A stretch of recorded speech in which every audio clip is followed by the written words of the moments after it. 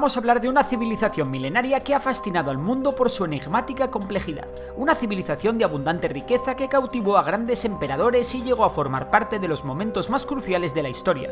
Hoy hablaremos sobre el Antiguo Egipto. Ahora bien, para hablar de Egipto hay que entender su particular geografía. El punto de partida para que esta civilización alcanzase tales niveles de progreso y desarrollo no es otro que el río Nilo. Sin él, Egipto sería simplemente un desierto inmenso.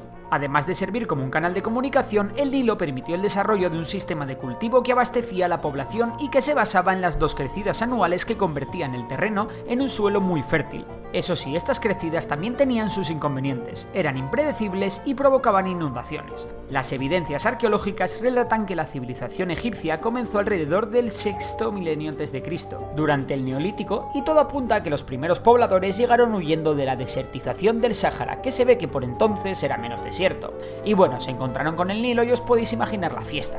Por aquel entonces estas civilizaciones domarían en el Valle del Nilo la agricultura organizada y la construcción de grandes poblados. Esta etapa es nombrada como el período predinástico y es en ella en la que se comienzan las primeras obras de canalización del Nilo y surge la escritura con jeroglíficos. Se cuenta que en esta etapa existieron dos reinos en el delta del Nilo, el reino del junco y el reino de la abeja. Pues resulta que el reino de la abeja conquistó al del junco y el delta acabó por unificarse. Eso sí, los vencidos se retiraron al Alto Egipto, que básicamente es la zona en la que se encuentra el curso alto del Nilo, y formaron otras nuevas ciudades hasta organizarse en otro estado. En el siguiente periodo, el periodo protodinástico, estas ciudades crecen aún más y los cultos al dios Horus, el considerado como iniciador de la mitología egipcia, aumentan en el Alto Egipto. Horus es el de la cabeza de halcón, hijo de Isis y Osiris. Tras esto comienza el periodo arcaico, aproximadamente entre el 3200 y el 3000 a.C., en el cual se unifican los reinos de la Hieracómpolis en el Alto Egipto y el de Buto en el Bajo Egipto. Esta unificación se le atribuye generalmente a Narmer, el cual es considerado el primer faraón de Egipto y por lo tanto el fundador de la primera dinastía. Estos faraones fueron considerados seres casi divinos, aunque normalmente no fueran deificados en vida. Era tras su muerte cuando el faraón se fusionaba con Osiris y adquiría la inmortalidad. Durante las primeras dinastías eran identificados con Horus y a partir de la dinastía quinta también eran hijos del dios Ra.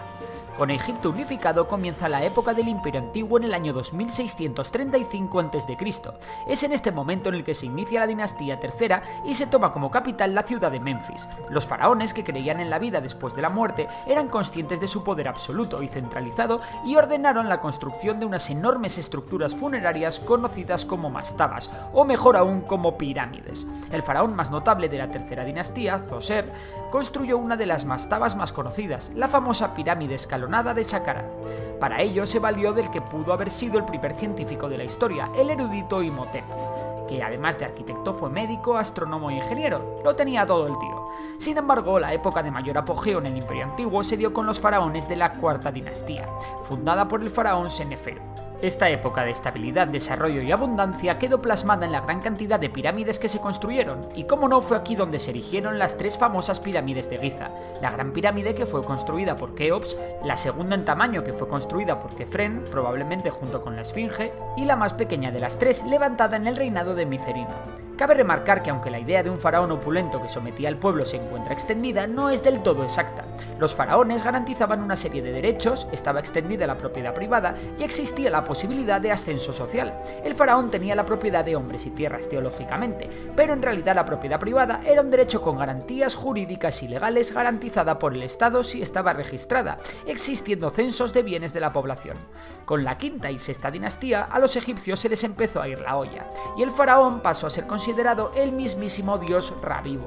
Y evidentemente había quien sacaba provecho con esto. El monarca comenzó a depender de los sacerdotes, que ganaban influencia y poder, y el mantenimiento de los cultos y la construcción de grandes monumentos dinamitaron las reservas económicas del Estado. Además, los gobernantes locales, conocidos como nomarcas, empezaron a pelearse entre sí, minando la autoridad central. El colmo de esto fue una gran sequía en la región de las fuentes del Nilo entre el 2200 y el 2150 a.C., que además evitó que se dieran las crecidas del Nilo, ocasionando una época terrible de hambrunas y disturbios. Con esta catástrofe surge el primer periodo intermedio, una época de decadencia que comprende desde la dinastía séptima hasta mediados de la onceava. En esta época hubo un importante cambio de mentalidad debido a la menor dependencia del Estado y el crecimiento de las clases medias en las ciudades. Esto queda reflejado en los textos sarcófagos, que básicamente son escritos con conjuros pintados en los sarcófagos y ataúdes.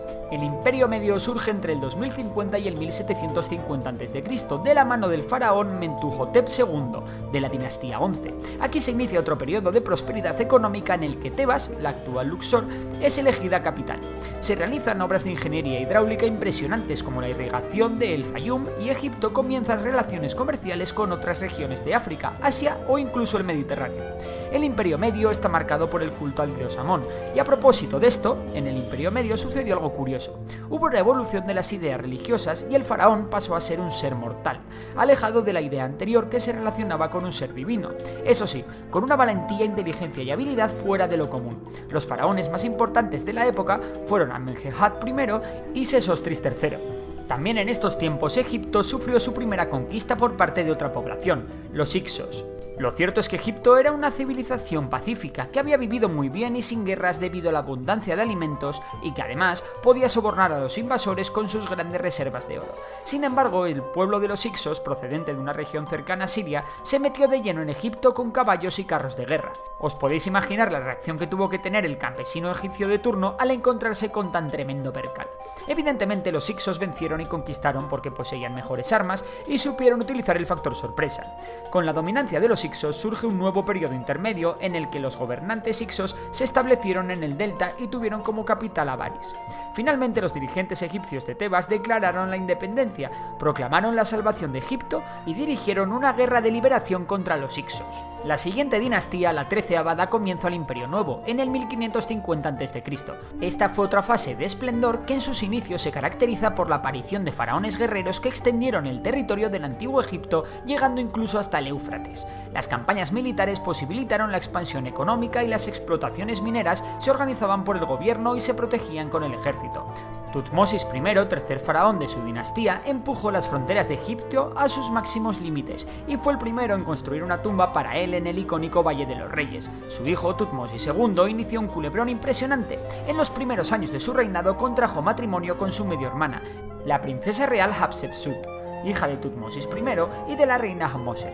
Además, Tutmosis II tuvo otro hijo con Isis, una esposa secundaria, ya que la primera no podía tener hijos. Este hijo fue Tutmosis III, y sí, la endogamia y el incesto eran un clásico en el antiguo Egipto.